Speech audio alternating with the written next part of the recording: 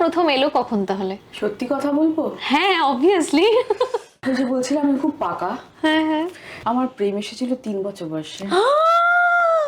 কার প্রতি এসেছিল বলি? কে? সুনীল গাভাস্কার। দূর।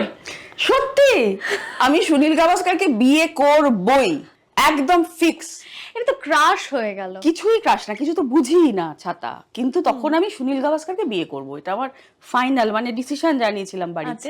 আমি সুনীল গাভাস্কারকে বিয়ে করব এরকম কিছু বলে, হয়তো ওটা কিন্তু প্রেমই আমার মনে হয়, জানিস, ওটা পূর্বজন্মের হয়তো কোনো প্রেম, হয়তো পরবর্তী জন্মে দেখা হবে ওনার সঙ্গে। সুনীল তুমি কি ভালো খেলতে বলবো হয়তো তখন।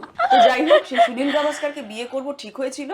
একটু কিছুদিন পর যখন ওর জীবনে মার্সেলিন এলো, তখন আমি একটু হতাশ হয়েছিলাম। তখন আমাকে বোঝানো হয়েছিল ওর বিয়ে হয়ে গেছে, তোমার আর সঙ্গে আর বিয়ে হবে না।